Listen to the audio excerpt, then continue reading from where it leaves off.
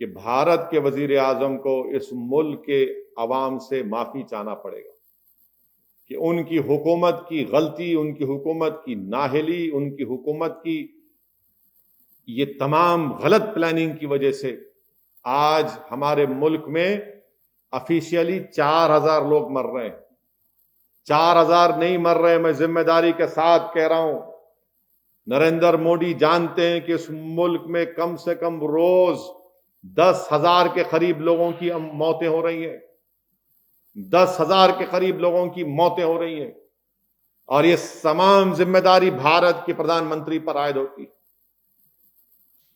मेरे मुखालिफिन ये समझ रहे होंगे कि असदुद्दीन ओवैसी एक सियासी बात कर रहा है, नहीं कह रहा हूं, पूरे दलाइल के साथ कह रहा हूं कि इस हुकूमत को इनके साइंटिस्ट बोल चुके थे कि कोविड-19 कोरोना का दूसरा सेकेंड वेव आएगा, ये सो रहे थे। इनके पास सब चीज, हर चीज बता दी गई थी, मगर इन्होंने कुछ तैयारी नहीं की।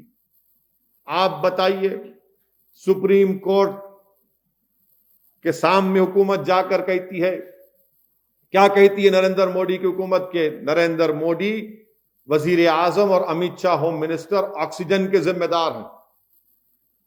अगर वजीर आजम और अमित शाह होम ऑक्सीजन के जिम्मेदार हैं तो फिर सुप्रीम कोर्ट ने अलहदा कमेटी क्यों बनाई? इसलिए बनाई कि सुप्रीम कोर्ट ने देख लिया कि वजीर आजम और होम मिनिस्टर पर भरोसा नहीं किया जा सकता, इसीलिए सुप्रीम कोर्ट ने एक एक्सपर्ट्स की कमेटी बना दी।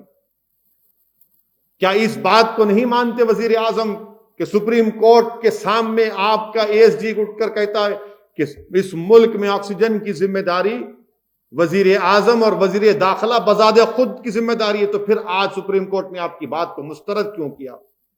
इसलिए मुस्तरद किया कि आप में वो काबिलियत नहीं है, सुप्रीम कोर्ट ने आप पर भरोसा नहीं किया, इखलाकी तौर पर आप हुकूमत करने का इख्तियार खो चुके हैं।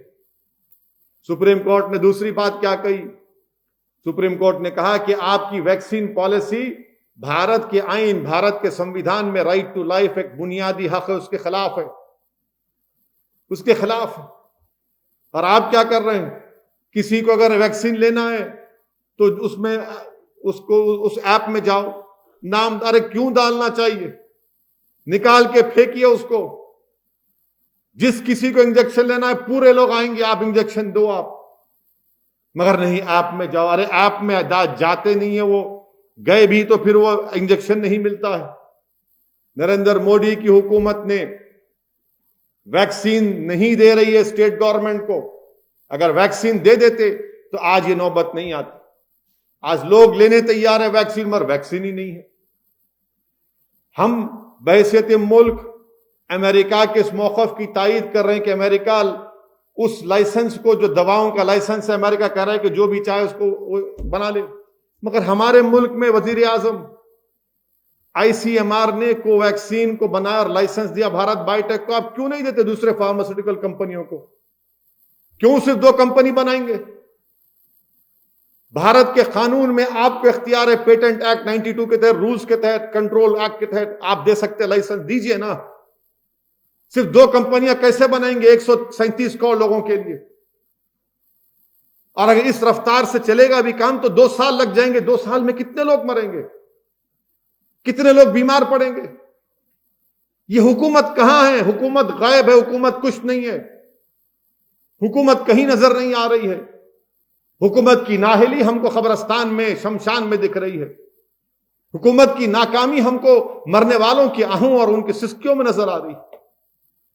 कहीं पर भी कुछ नहीं है। ऑक्सीजन सप्लाई करना गवर्नमेंट ऑफ इंडिया की जिम्मेदारी है और गवर्नमेंट ऑफ इंडिया इसमें सरासर नाकाम साबित हो रही। ऑक्सीजन सप्लाई करना आपका काम है। भारत के वजीर आजम, ऑक्सीजन नहीं मिल रहा है, ऑक्सीजन नहीं मिल रहा है, बावजूद इसके आप झूठ बोल रहे हैं। आपकी सरकार ट्रेन में आया, फुना, कहीं नहीं आ रहा, ऑक्सीजन नहीं मिल रहा है। दिल्ली में ऑक्सीजन नहीं है, मध्य प्रदेश में नहीं है, उत्तर प्रदेश में नहीं है ऑक्सीजन। कितनी रियासतों में ऑक्सीजन नहीं है। आंध्रा हुकूमत कह रही है, तेलंगाना की हमारी हुकूमत कह रही है कि हमको 500 मीट्रिक टन दिया जाए। रेमडेसिविर इंजेक्शन नहीं है, वैक्सीन नहीं है। सिर्फ आप बात करेंगे चीफ मिनिस्टर से।